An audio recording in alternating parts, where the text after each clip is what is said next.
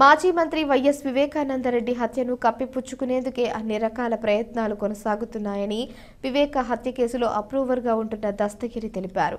కడప నగరంలోని YSR memorial press క్లబ్లో ఏర్పాటు చేసిన విలేకరుల సమావేశంలో ఆయన మాట్లాడారు. వైఎస్ వివేక హత్యకు సంబంధించి ఒక దినపత్రికలో వస్తున్న కథనాలను ఖండిస్తున్నామన్నారు. దానికి పూర్తి స్థాయిలో వాళ్ళు ప్రిపేర్ అయి ఉన్నారన్నమాట. అంటే జైల్లో నేను ఉన్నప్పుడు అక్టోబర్ 31వ తారీఖు నేను జైలుకు పోవడం జరిగింది. అది జరిగిన తర్వాత నవంబర్లో బీటెక్ రవి గారు జైలుకు రావడం జరిగింది. ఒక ఏదో ఈ కానిస్టేబుల్ కొట్టిన కేసులోనే ఏదో నాకు ఐడియా లేదు. ఆయన వచ్చినప్పుడు ఎవరైతే సూపరింటెండెంట్ జైలుకు సంబంధించిన సూపరింటెండెంట్ గారు ఉన్నారో వాళ్ళు సపరేట్గా అంటే నన్ను ఒక గదిలో పెట్టి ఆయన ఒక గదిలో పెట్టి ఇంట్రడక్షన్స్ ఇచ్చినారు.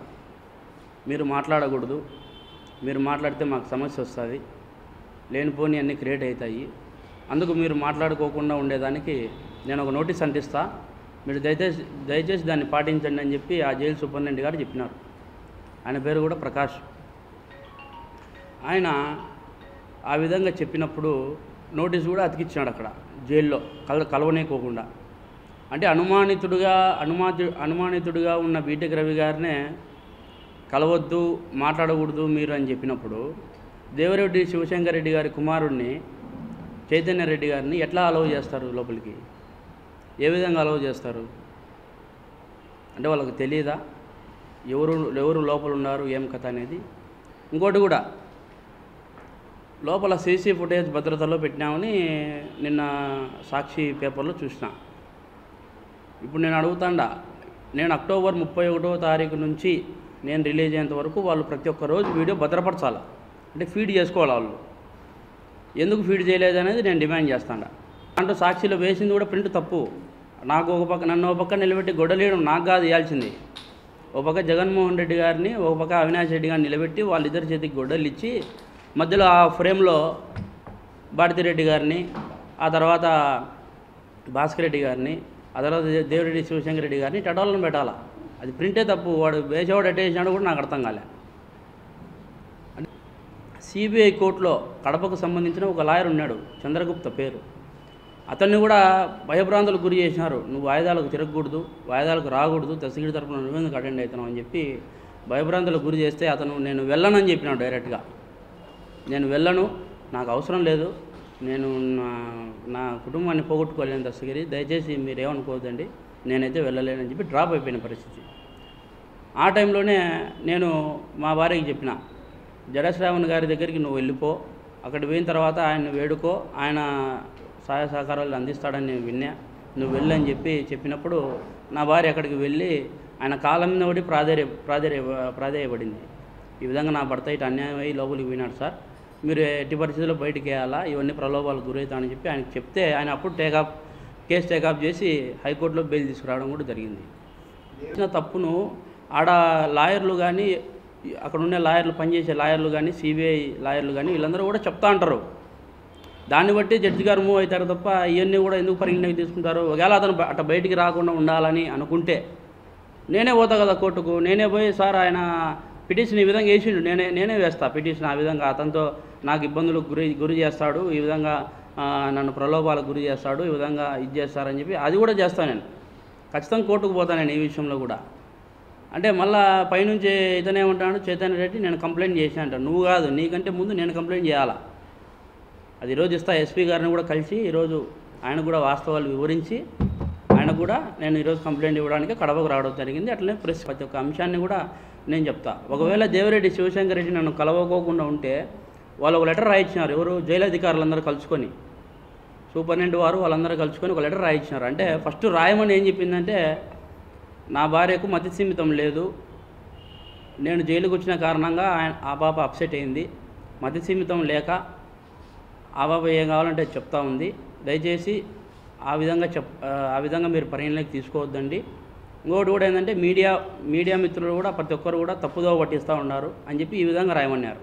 దాన్ని నేను పూర్తిగా ఖండించిన. అది ఖండించిన దానికి కూడా సూపరింటెండెంట్ వారు ఏమన్నారంటే, నీకు ఇంటర్వ్యూలు కట్ చేస్తాము, నీకు ఫోన్ అంటే ఇంటర్వ్యూలు అంటే ములాఖతులు కట్ చేస్తాము, ఫోన్లు కూడా పోకోకుండా నీకు కట్ చేస్తాము, నేను ఒక పనిష్మెంట్ గది ఆల్రెడీ నేను ఉండేదే పనిష్మెంట్ గదిలో. వాళ్ళు చెప్తా అంటారు ఒక సపరేట్ సెల్ ఇచ్చి పెట్టినామని చెప్పి. సపరేట్ సెల్ అంటే ఎట్లా ఉండాలి అది? ఎట్లా ఉండాలి అది? ఎవరైనా జైల్లో కొట్టుకుంటే, ఎవరైనా వాయిదాలకు పోయినప్పుడు ఒకవేళ ఈ చైన్ తెంపుకొని పారిపోతే బేడీలు అట్టోళ్ళకు వేసే పనిష్మెంట్ దాంట్లో నన్ను వేసినారు. కనీసం రిమాండ్ ఖైదీగా కూడా నన్ను చూడలే కదన్నా. ముందు కృష్ణారెడ్డి అమ్ముడు పోయినాడు. ఫస్ట్ కృష్ణారెడ్డి అమ్ముడు పోయినాడు. ఇంకోటి చెప్పాల్సిన విషయం ఏంటంటే, ఒకవేళ సునీత గారు కానీ రాజశేఖర రెడ్డి గారు కానీ చేయిస్తే సిబిఐ సంస్థను కోర్టును న్యాయస్థానాన్ని ఎట్లా ఆశ్రయిస్తారు వాళ్ళు?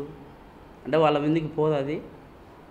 వాళ్ళు నిజాలన్నీ బయటికి తీసేటప్పటికీ అంటే సంస్థను మెయింటైన్ చేసే కెపాసిటీ, సిబిఐని మెయింటైన్ చేసే కెపాసిటీ, న్యాయస్థానాలను మెయింటైన్ చేసే కెపాసిటీ వాళ్ళకు ఉందా? ఎవరు ఉండేది ప్రభుత్వంలో?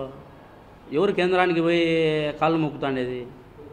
ఇక్కడ ఎంక్వైరీ వీళ్ళ వాళ్ళని పిలిస్తే, అవినాష్ రెడ్డిని పిలిస్తే అప్పుడే ఫ్లైట్కి పోయి అక్కడ కూర్చొని కాళ్ళు పట్టుకోవడము, ముక్కోవడము అవన్నీ చేస్తూ ఉంటారు. అది పూర్తిగా గుర్తించాలనేది కోరుతాండ. నేను చేసిన తప్పు దాన్ని ప్రాయశ్చితంగా పశ్చాత్తాపడి అప్రూవర్గా మారినా. ఎందుకు అప్రూవర్గా మారినా? నేను చేసిన తప్పు కాబట్టి. ఎందుకంటే నేను ఒకప్పుడు ఆయన దగ్గర నేను డ్రైవర్గా పని చేసిన, ఆయన కూడు తిన్నా, ఆయన పెట్టిన రూపాయి నేను తీసుకున్నా. కానీ నేను వీళ్ళతో చేతులు కలపడం అది తప్పే, నేను కాదని చెప్పలే. డబ్బు కోసం నేను పోయి చేసిన తప్పే. తర్వాత తప్పుని తెలుసుకొని పశ్చాత్తాపడి అప్రూవర్గా మారినా. అయితే నాకు ఐడియా లేదన్న. అంటే అది ఫుల్ తాగి ఉన్నాము ఆ టైంలో. ఎవడు వీడియో కాల్ చేస్తున్నాడో ఎట్లా చూస్తాం? అంటే మేమేంది సినిమాకి కాదు కదా మేము పోయినది. ఆయన హత్య చేసేదానికి పోయినాము. ఆ మూమెంట్లో ఎవడేం చేస్తున్నాడంటే మాకెట్ అర్థమవుతుంది? అర్థం కాదు కదా. పూర్తి స్థాయిలో వివేకానంద రెడ్డి గారి అభిమానులు ఎవరైనా కానీ నాకు మద్దతు ఇవ్వాల్సిందిగా కోరుతాండా. అంటే పూర్తి స్థాయిలో నేను ఈ పొద్దు పులివెందుల్లో ఏ స్టేజిలో నేను క్యాండిడేట్గా నిలబడతాను అనేది మీ అందరి దృష్టిలో పెడతాండా. అప్రూవర్గా మారినాం కదన్నా. ఓటు అడిగే హక్కు ఉంది అంటే మీరు అడిగిన క్వశ్చన్కు కరెక్టే. సరే, మరి జగన్మోహన్ రెడ్డి గారు వివేకానంద రెడ్డిని మా చేత హత్య చేయించాడు. అతనికి ఓటు హక్కు అడుగుందా? ఓటు అడిగే హక్కు ఉందా? చెప్పండి. ఓటు అడిగే హక్కు ఉందా? పులివెందుల్లో నిలబడే హక్కు ఉందా?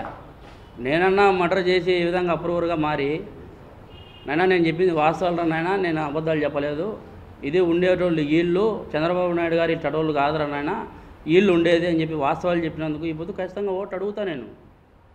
అది చేయించిన జగన్మోహన్ రెడ్డి గారిని ప్రశ్న వేయండి మీరు, నన్ను కాదు వేయాల్సింది.